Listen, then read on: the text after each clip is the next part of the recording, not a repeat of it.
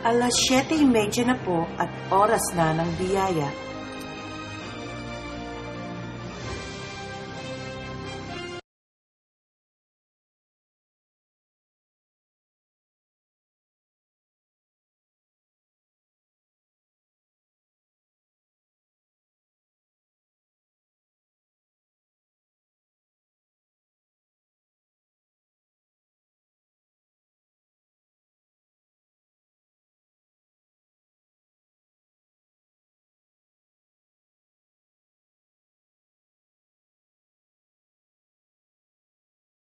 Panginoon, sa ating bisita ngayong gabi ay makikita po na maya-maya lang po ay makikilala natin ang ating bisita ngayong gabi, si Pastor Chuck Snisby.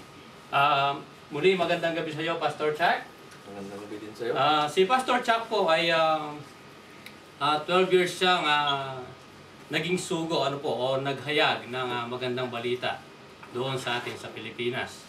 At nagkaroon din po siya ng mga 2 taon na kung saan ay naghayag din siya ng magandang balita sa Manila. And most especially, mga 10 taon po, 10 years, sa Baguio, yung sa mga Igorot. Sa Hilaga ng Baguio. Sa Hilaga ng Baguio. Amen. So, he finished his study in Biola, dito sa California, Pastor, and that was in 2001. At recently, galing po siya sa India. Doon po siya sinugo ng Panginoon upang ihatid ang napaka-magandang balita na binigay sa atin ng banal na kasulatan. And mga ilang taon na kayo doon, Pastor? Sa India? Sa India. Maging 10 taon na. Almost 10 years. Praise God. Amen. So, Pastor, ilang taon na po yung nakakaraan magmula nung kayo ay nagpunta sa Pilipinas? Nung una, dumating ako sa Pilipinas na kasama ng US military, mga 1978. Oh. Pero naging mananampalataya ako at bumalik ako ng 1986 para tumira ako doon para maglingkod sa mga kababayan natin na Filipino. Aha. Praise God. So, ngayong gabi po ay napakaganda ng ating tatalakayin. Ito po ay napapatungkol dito sa darating na Biyernes na marami sa mga tao ngayon na kanilang sineselebrate. Ito po yung tinatawag nilang Semana Santa. Sa iba naman, maririnig natin minsan sa television, tawag nila ay Quaresma. Quaresma, Lenten season, Holy Week, Holy Week, Good Friday. Mahal na araw. Yan. Amen. So, yan po yung ating tatalakayin ngayong gabi. Ngunit bago po yan, ay gusto rin namin ipatid sa inyo na maya-maya rin ay magbibigay sa atin ng napakagandang awitin, ang ating ding panauhin ngayong gabing ito na si Sister Mila Lobarbio. Siya po ang leader ng Praise and Worship Team ng Orange Christian CCFOC, Cornerstone Christian Fellowship of Orange County. Yan. Praise God. Yeah, kung meron po kayong prayer request, ang number po natin ay 714-927-1790.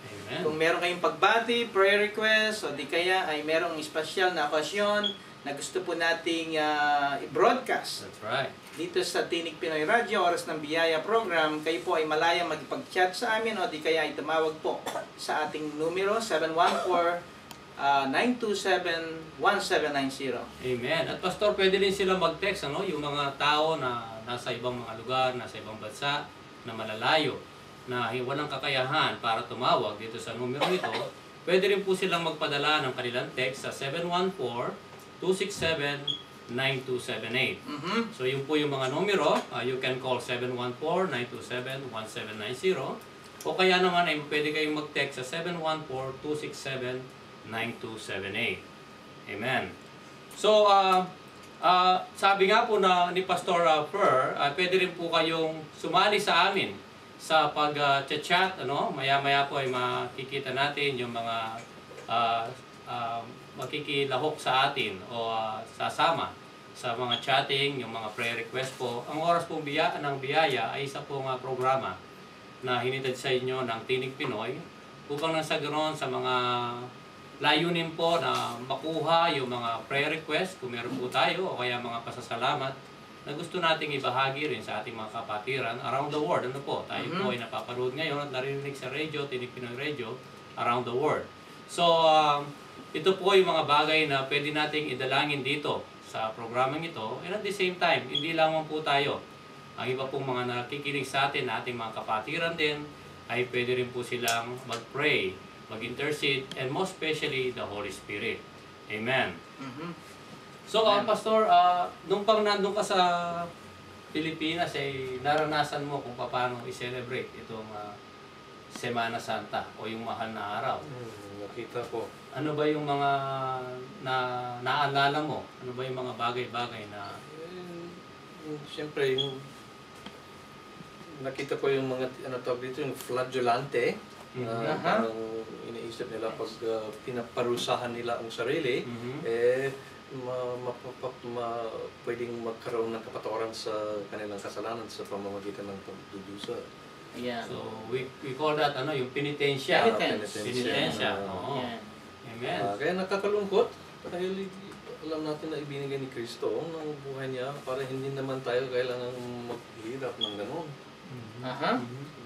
So, Pastor, nakarating po ba kayo dun sa lugar na sinasabi nilang kutod? Meron may mga pinapako puro na part din ng penance na ginagawa. Wala akong nakitang gano'n kundi sa retrato lamang na nakita ko. Ako naman, nung kabataan ko, ay tuwing sumasapit ang Semana Santa, ay nandun ako sa Kutod. At every year ay nasasaksiyan ko yung pagsasakripisyo ng ating mga kababayan. Sila ay nagpapapako sa krus at dahan-dahang mga tao yung talagang sinasaktan nila yung kanilang sarili sa pamagitan nga nung penitensya. Sa Kapampangan, ang tawag doon ay magdarami. Ayan, hindi ko alam sa Tagalog kung ito ay penitensya ang tawag dito. Pero nakita ko doon na ang mga tao ay seryoso at sincero sa kanilang ginagawa.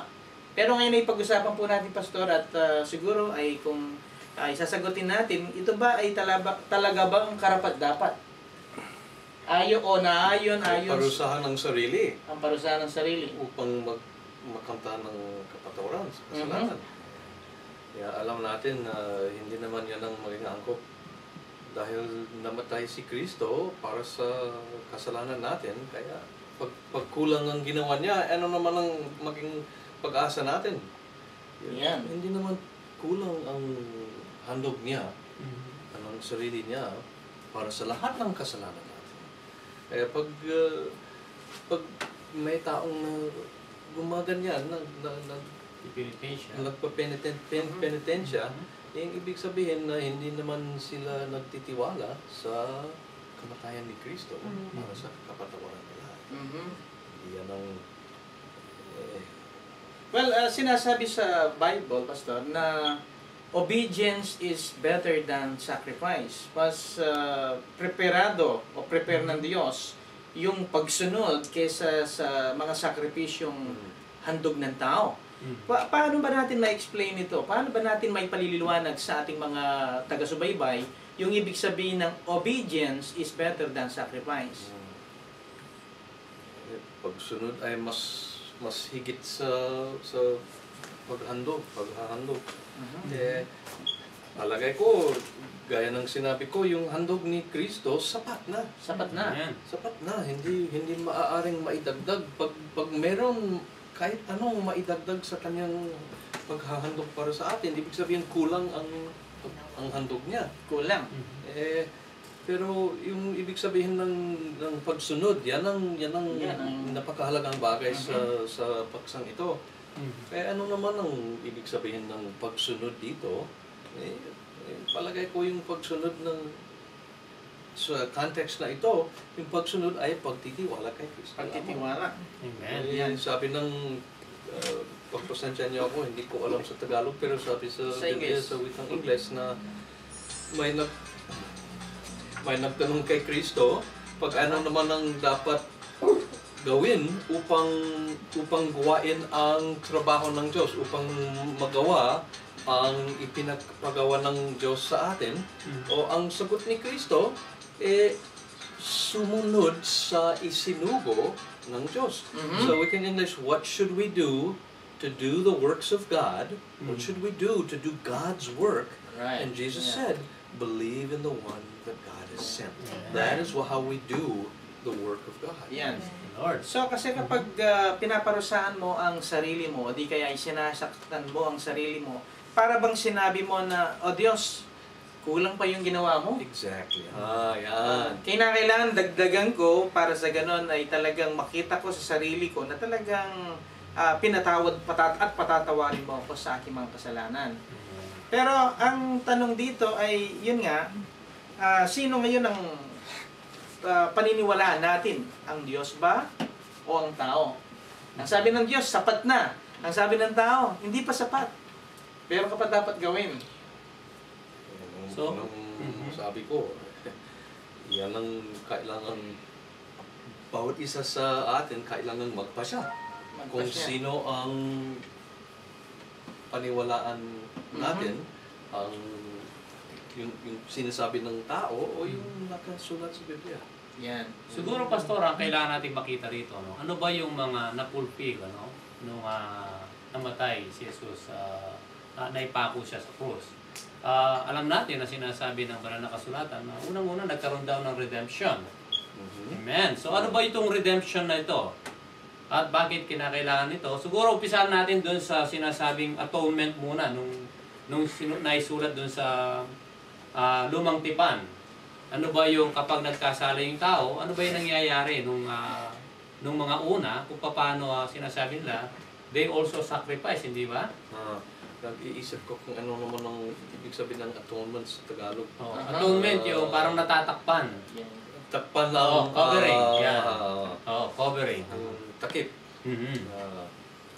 So, Kaya sa lumang tipan, parang palagay ko, parang naging anino, para maiintindihan ng,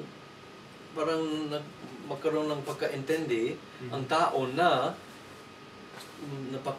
napakagrabe, napakabigat ang kasalanan at kailangan na may mamatay, kailangan na may dugo upang kasalanan ay maaaring matakpan. Kaya yung mga Hudyo, alam nila pag halimbawa pag sinabi ni San Juan Bautista, sabi na yan dyan ang tupa ng Diyos, ay siya ang tatanggal ng kasalanan ng buong mundo. Yung mga Hudyo, alam nila kung ano naman ang ibig sabihin ni Juan. Alam nila dahil sa 2,000 taon ng kanilang kasaysayan, yan ang narinig nila, yan ang nakita nila.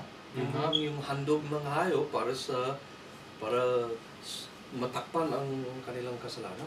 Amen. So yung nga pong sinasabi ni Pastor Chuck nung mga unang tipan, yung lumang tipan na tinatawag natin, ito po ay nasusulat sa Levitico chapter 17 verse 11, na kung saan ay nagbigay po ng, ito yung tinatawag na atonement o covering, kung saan ay kapag nagkakasala isang tao, ay makikita natin kung gaano ba kaseryos itong pagkakasala ng isang tao. Na pag nagkasala isang tao, na kailangan merong isasakripisyo. And the sacrifice is the shedding of blood.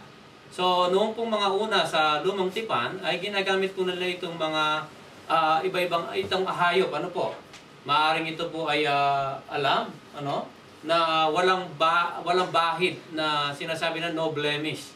Kailangan maaring ito ay pure, sinasabi, o panganay siya na pinanganak at wala siyang mga bahid na hindi siya pilay, mga ganon. So ito po ang sinasakripisyo nila para nang sa ganon matakpan temporarily yung kasalanan ng tao. Amen. So yung po yung atonement na naririnig natin o yung the covering ng sin. Kung atin pong maririnig sa mga, siguro sa mga nag-share natin, meron po silang tinatawag na the Ark of the Covenant, yung pong holy place, Ito po ay sa tabernacle na meron siyang holy place at most holy. Meron po siyang yung the court of tabernacle kung saan nandun yung mga tao, at merong holy place kung saan naman yung mga nandun yung mga priest. Pero meron po tinatawag na most holy kung nasaan naman yung high priest na pwede lang pumasok doon. So kapag meron na akong isasakripisyo, nakakapasok po sila sa most holy place once a year, dun po nila ginagawa yung atonement. Yung pong high priest, siya yung pumapasok dun sa most holy place para i-offer po niya yung mga sakripisyo for atonement, yung mga nagkasala, para matakpan temporarily. Meron tayong tanong, Brad Willie. Ito, yung pangalawang tanong. Ano ang dapat maging prioridad ng tao sa panahon ito? Sa panahon ng Semana Santa? Ano ang dapat isa puso niya o di kaya ay talagang alalahanin niya pagdating ng panahon ito? Pero sa Pilipinas, alam natin, it's a good thing. Ito yung isang magandang kultura na pinapractice natin for hundreds of years sa Pilipinas. Yung Semana Santa na kung saan ang iglesia ay talagang inaalala niya yung kamatayan ng Panginoong Jesucristo. Meron tayong senakulo, meron tayong pabasa. Dito ay yung ating mga kababayan ay gumagawa sila ng mga kubol na tinatawag na senakulo. At doon ay palitan silang nagbabasa habang kumakanta yung tungkol sa kamatayan ng ating Panginoong Jesucristo. So, maliban dito, ano kaya yung pwede natin gawing personal bilang tao o yung prioridad natin upang yanda natin ating sarili sa Semana Santa? Amen. Napakagandang katanungan po yan, Pastor. Aha. Unang-una po siguro, ang isang paghahanda na maaari nating gawin, lalo na sa ating mga hindi pa tunay na nagagabayan ng banal na kasulatan. Maaaring ito ay na-adapt lang natin traditionally, kaya natin pinapractice most of the time. So napakahalaga po na ang unang masigurado natin sa ating buhay, yung pagtanggap mismo sa ating Panginoong Jesucristo. Ito po ay magkaroon ka ng tamang relasyon sa ating Ama, na kung saan ay sinasabi po ng banal na kasulatan, we can build up a intimate relationship to our God the Father through Jesus Christ being the mediator. Ang ibig sabihin po, kung tatanggapin natin ang ating Panginoong Jesucristo na ating tagapagligtas, at tayo'y pagsisisihan natin, yung tinatawag na repentance, ang ating mga kasalanan na nagawa, ay napakalaking bagay po yan, nakasiguraduhan na dapat nating magawa. Sa mga panahong na ito na nakikita natin na marami ang mga tao na they are very religious and they're very much ready to accept the Lord. Pero may yun po yung tamang way na sinasabi ng banal na kasulatan na kailangan masiguro natin ang ating kaligtasan. And salvation, o yung tinatawag nating kaligtasan, is not about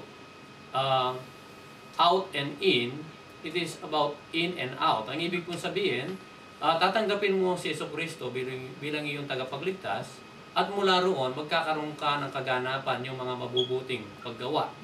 Hindi yung gagawa ka ng mabuti upang nasa ganon ay maligtas ka. So, salvation is not about good works. It is about accepting the Lord Jesus Christ, repenting on your sin, and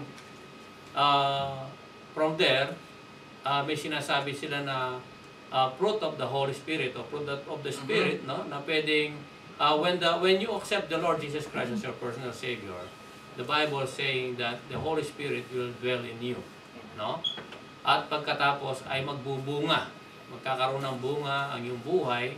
Ito yung tinatawag na fruit of the Spirit. Yung po yung tinatawag na, siyang po yan, tinatawag sa Galatians 5, meron pong love, patience, di ba, Pastor? Yun yung mga love, patience, joy, self-control, goodness, and so on and so forth. Napakalaki po ng bagay na yan na unang-una sa kaligtasan, at doon pa lang, pag naligtas ka na o natanggap mo na si Jesucristo, doon ngayon gagawa sa buhay mo ang banal na Espiritu, at nandoon yung fruit, yung mga mabubuting paggawa. Minsan po, kabaligtaran ang naintindihan natin, kailangan natin gumawa muna ng mabubuti para tayo maligtas. Amen. So it is not about good work. Saglit natin pinuputol yung ating usapan. Magkaroon muna tayo ng isang report o di kaya ay isang pagre-report patungkol sa mga gawain panlabas ng iglesia ng CCFOC. At ipakikita natin ngayon ang ating coverage nung nakaraang Sabado. At ito po ay nangyari sa Fullerton, California.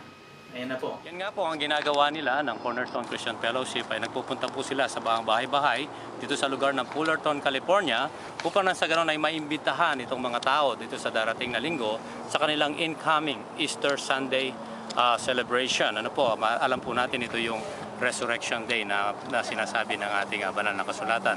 At narito po ngayon ang ating pastor, nakakapanayamin natin. Maya-maya lamang po, ito po parating po siya. Pastor Tim, pwede po kayong ma-interview sandali.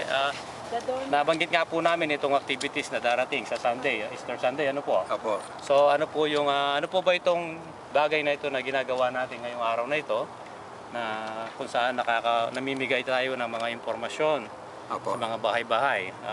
Sige po, Pastor. Alam niyo po, actually nagsimula po ito nung March 20, noong nakarang Sabado. Nagkaroon po tayo ng mga prayer walk sa mga bloke na separate po yung ibang mga members. Basta nagkaroon lang ng prayer walk about block sa mga bloke para nga po sa culmination ng Good Friday at saka Easter Sunday. So ngayon po nagdi-distribute ng tracts and invitation sa mga tao naman, yung same bloke rin na pinuntahan ng mga tao nung Sabado para ma-invite po sila na mag-attend sa Good Friday service alas 7 po ng gabi, and then sa Easter Sunday, Resurrection Sunday, alas 12:30 po ng tanghali, na ang panalangin po ay itong mga naimbitahan ay makadalo sila at makarinig po sila ng ebanghelyo ng Panginoon. Sa Friday makikita nila kung sa pamamagitan ng musika at saka mensahe na kung paanong minahal sila ng Panginoon, tayo ng Panginoon, at siya ay binigyan niya yung kanyang buhay sa bawat mga tao. At sa linggo naman po ay kung paanong hindi siya nanatili sa libingan kundi nabuhay po siyang muli. Amen. Para po sa bawat isa sa atin na para yung patutuo natin ay hindi tayo naglilingkod sa isang Diyos na patay kundi talagang Diyos na buhay. Hallelujah. Kaya po natin ginagawa ito. Yan po. Salamat po. Salamat po. Salamat po. Narinig po natin ang isang pangyayari na magaganap po dito sa Cornerstone Christian Fellowship of Orange County ng Fullerton sa darating pong Good Friday. Ano pong oras yun, Pastor? Alas 7 po ng gabi. Alas 7 po ng gabi, at sa Sunday, Easter Sunday, Alas 12:30 po ng alas hapon. 12:30 po ng hapon. Iniimbitan po lahat ng mga nanonood, kung malapit po kayo dito sa lugar na ito, Fullerton, Orange County, ay pwede po kayong dumalo dito sa kanilang pananambahan, at makikita po natin ang address maya-maya lamang dito sa ating screen. Maraming salamat po at magandang umaga po sa kanilang lahat. Salamat po. Ayan, nakikita po natin sa screen yung miyembro po ng CCFOC sa pamumuno po ni Pastor Dean De Fiesta. Senior Pastor of Cornerstone Yan. Christian Fellowship of Orange County. Sila po yung nagbibigay ng mga invitation at ng mga tracts. Ayan po. Ito pong invitation na ito po yung darating na Biyernes. Yeah. Ito po ay bukas actually. Dito po sa Fullerton, makikita po natin kung paano ang ginagawa nitong miyembro ng Cornerstone Christian Fellowship of Orange County, kung saan nagpupunta po sila sa mga bahay-bahay upang imbitahan ang mga tao sa kanilang tahanan na bumisita sa simbahan, bumisita sa pananambahan bukas, Friday sa Fullerton, na kung saan ay meron po silang gaganapin ng Raise the Crown. Ito po yung tinatawag na celebration of Easter Sunday. Sila po ay ilan lamang sa mga nag-distribute ng mga truck ngayong umagang ito, at atin po silang tatanungin kung ano ba ang pakiramdam, ano po ba yung mga bagay-bagay na nandito sa kanilang puso, bakit nila nagagawa ito, sa kabila ng marami. Alam natin na very busy ang mga tao rito sa Amerika, subalit sila ay nagkakaroon ng mga oras na ganito. Tatanungin po natin siguro si Sister Josie. Yan. Sister Josie. Ang advantage po ay kanina ay kami nag-distribute ng tracts and along with the invitation sa church this coming Sunday. Sa akin po, ang advantage, talaga pong magalak sa aking puso ang pagdidistribute na isi-share mo ang salita ng Diyos through Christian literature. At mayroon po kami na nakausap din na personal na isang tao na talagang ibinigay namin yung distribution personally. Thank you po. Amen. Salamat, Sister Josie. At nakita po rin po natin ay may mga bata pa. Nandito po si Jadon, ano po, ng Cornerstone Christian Fellowship of Orange County. Ilang taon na ba si Jadon, kapatid? How old are you, Jadon? How old are you, Jadon? 3. Oh, he is only 3 years old. At maya-maya makikita rin natin si Pastor Ray Hover. Isa po sa mga tatanungin natin ay si Pastor Ray Hover, na kung saan sa kabila na po ng kanyang kahirapan sa paglalakad ay nagawa pa rin po niya ng may kagalakan itong maglakad siya sa mga bahay-bahay upang ipabahagi itong mabuting balita. Tatanungin po natin si Pastor Ray Hover. Ano po ba yung sa kabila po ng kahirapan niyo sa paglalakad nagagawa niyo pang maglakad sa iba't ibang bahay para ipaabot itong mabuting balita? Talagang naman may sa loob ko na gusto ko mag-distribute ng mga tracts dito at para ma-invitar yung mga tao sa paligid para malalaman nila kung sino si Jesus Christ. Jesus loves them, and so we want to share to them the love of Jesus Christ. Kaya kahit na nahirapan ako maglakad, but because I prayed that the Lord will give me the strength and effort to be able to go around and distribute these tracts. Thank you so much. Okay. Salamat po. Narinig po natin ang kahalagaan. Ito po si Sister Mila, nandito rin po. Hello, magandang umaga po sa inyo. Tunay na napakasaya na mag-share tungkol sa ating Panginoong Jesucristo.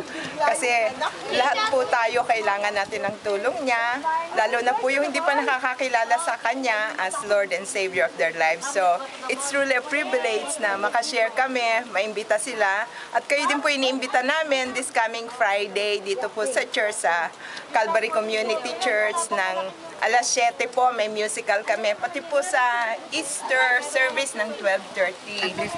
So, hindi ko kabisado. Yung address po makikita natin sa screen maya-maya lang. Oh, sige po, sana magkita-kita tayo. God bless you, we love you. Amen. Salamat po.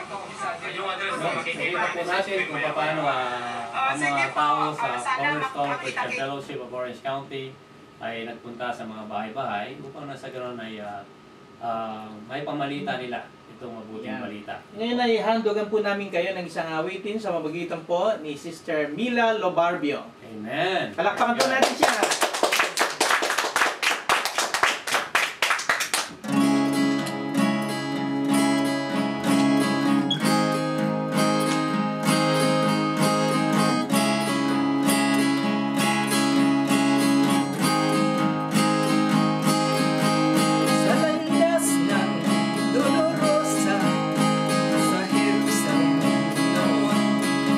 Sundalo, mga tao'y nagpaalam.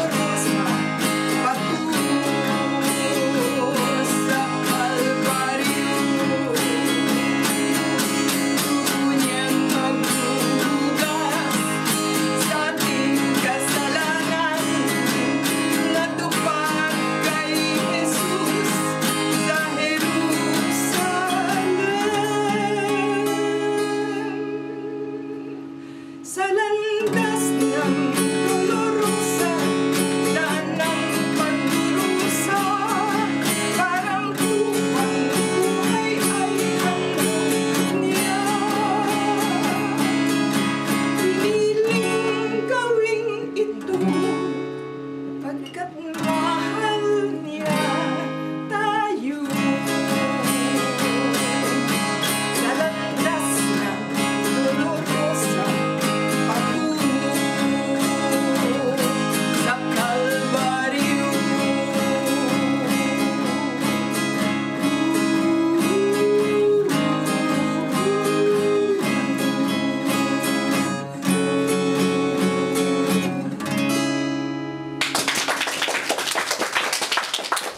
Ito para sa'yo ang laban na to.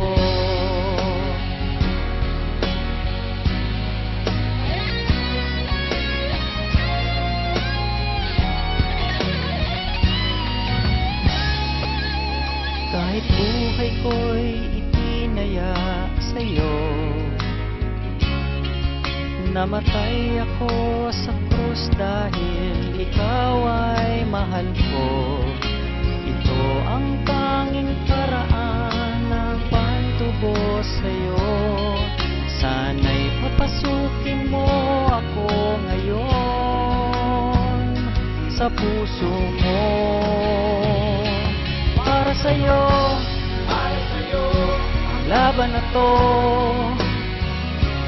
Para sa'yo, ang laban na to. Di ako susuko, tinapos na sa Kalbaryo. Para sa'yo, anak ko. Sa bawat laban sa mundo, Diyos amang kakampi ko. Oh, para sa'yo ang laban na to. Para sa'yo ang laban na to. Para sa'yo ang laban na to. Para sa'yo ang laban na to. Hindi ako susuko, kumakatok sa puso mo. Kaligtasan ay alay ko, naghihintay sa paglapit mo. Para sa'yo ang laban na to. Para sa'yo, anak ko.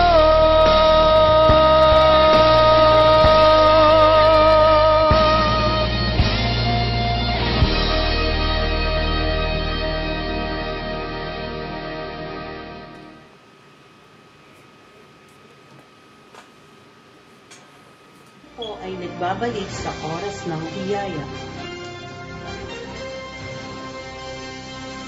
Nakita po natin, para sa iyo ang laban na ito. Bago po natin nakita yung video yan, nagpapasalamat po tayo kay Sister Milan na gandog sa atin ng napakagandang awitin. Ito po ay pinamagatang Via de la Rosa. Amen. De la Rosa, no? Dolorosa. Dolorosa.